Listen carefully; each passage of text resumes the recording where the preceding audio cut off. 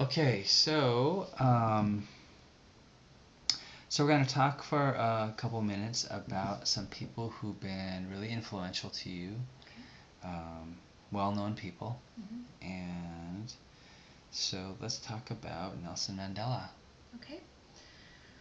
Well, for me, Nelson Mandela represents someone that went through extreme hardship, being in prison for so many years, and down in South Africa, and all the injustice that he faced, and was able to overcome all these obstacles of what was going on politically in his country. And I guess just to summarize, what he represents to me is someone that had resilience and hope and faith and perseverance, even amongst all the obstacles that he faced.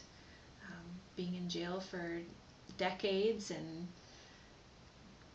coming out of that and unifying his country, and watching the recent movie a couple years ago. I don't know if I remember the title right the second, but just really inspiring that he was able to bring together such polarizing, very difficult environment down in South Africa with whites versus blacks and the races, and finding a way to unify the country. And I can't imagine what that must have been like to be in jail for decades and to still find hope that things would turn out, and to not give up and not be despondent. And I really admire what he's been able to achieve in his lifetime, and being that hopeful and being that example to the rest of humanity. Okay, let's talk about the Dalai Lama. Okay. Well, Dalai Lama has been someone that I've just in the last several years kind of got to know a little bit more about his place in the world as a world leader, as a religious, spiritual figure of the Tibetan people, of the Buddhist religion, knowing that he's been exiled from his country of Tibet and faced death threats and seen his people killed, and again, still, even though he's in exile, again embodies the essence of the human experience of being resilient and hopeful. And it seems like his main objective is to put out compassion to all beings and forgiveness, and even the people that have oppressed and killed his people, and desecrated his faith temples and destroyed things that are of very high importance to his people and the Tibetan Buddhists, that he still finds forgiveness in his heart and wants to work with his oppressors and wants to spread compassion. And I also think his life story is very interesting, in how he was chosen as the Dalai Lama as a child and taken from his family, trained as this monk,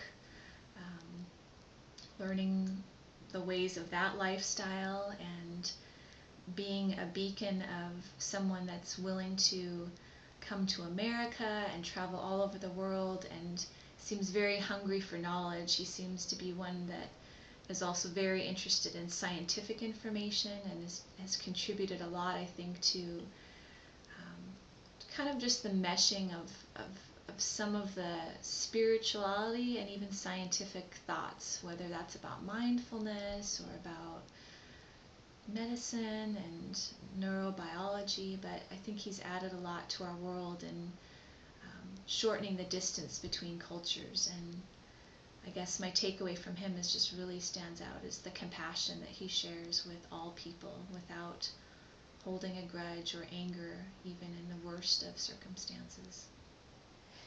All right, how about Wayne Dyer? Yeah, Wayne Dyer's always been one of my favorite people ever since I got exposed to his ideas. To me, he really represents someone that is positive, is hopeful. Um, he really brought me out of a dark time where I felt really depressed, where just listening to his recordings and reading his books, he's often on PBS specials, um, talking about the power of your intention and how powerful our thoughts are at manifesting what we want to see in the world. Our own self-talk has a lot to do with how we feel about ourselves, and To me, that's just been an extreme value to learn that sometimes we do have to relearn those little tapes that play in our mind of, oh, I'm not good enough, or I can't really do it, and to change that into a positive way of thinking of I can be whatever I want. I can manifest in the world my vision, and I can tell my body it's growing and healing and changing all the time. And he just really, I summarize him once again as just someone that spreads love, spreads goodness, spreads hope for all people. All right. Tell me about Martin Luther King. Martin Luther King,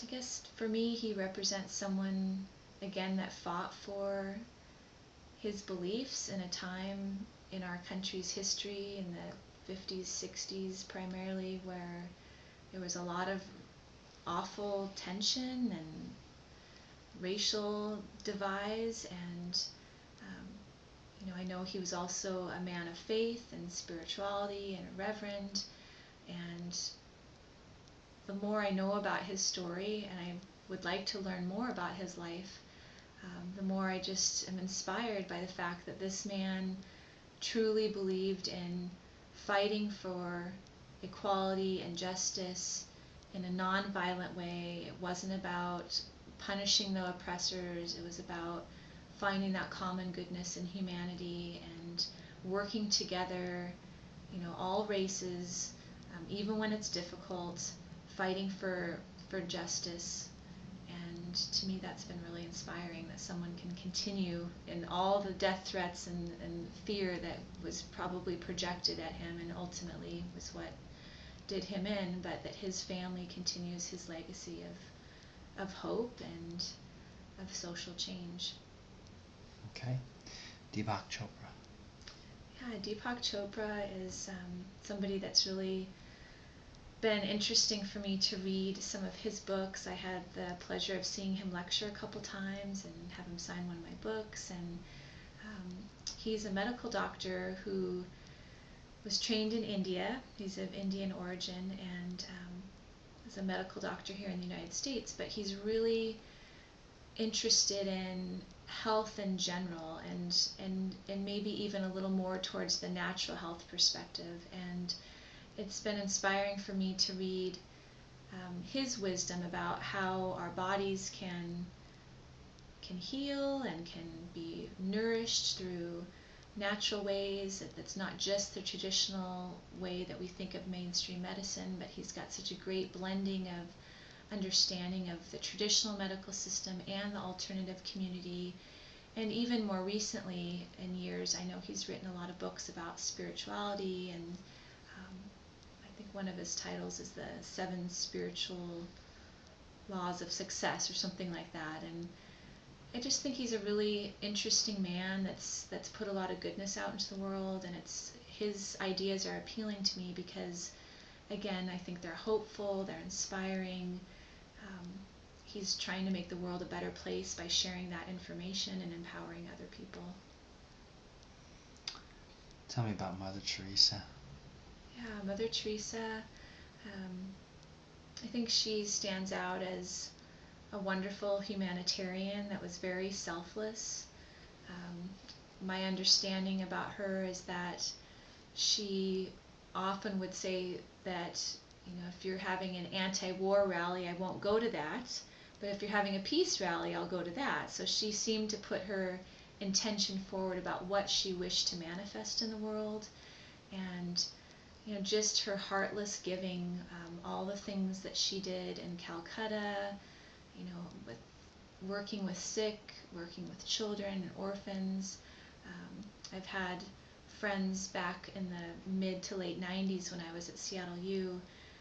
One of my good friends, Lynn Herring, actually went to go spend time in Calcutta with the sisterhood order that was part of Mother Teresa's group, and just had a really amazing experience about being there and seeing such suffering, such hardship that this culture goes through, but being part of just even a little sliver of being part of Mother Teresa's work. And it was a dream I always had of someday going to India, and although Mother Teresa is no longer there, I think the spirit of what she was able to embody in this world was just a wonderful example of, the good works that Jesus Christ would have all asked. It seems like she would, be a prime example of someone that was just selfless giving, loving to sick, and didn't seem to have a selfish bone in her body from all accounts that seem to be available. So she's really inspiring in that way. Okay, and then finally John Robbins. Yeah, John Robbins, he is the author of a book called The Diet for a New America, and amongst a few others. But The Diet for a New America was a book that I read when I was 15 years old, and that really inspired me to look at the way we choose to eat and how that influences both our health and our environment. And even the next step of that is animal issues, animal rights.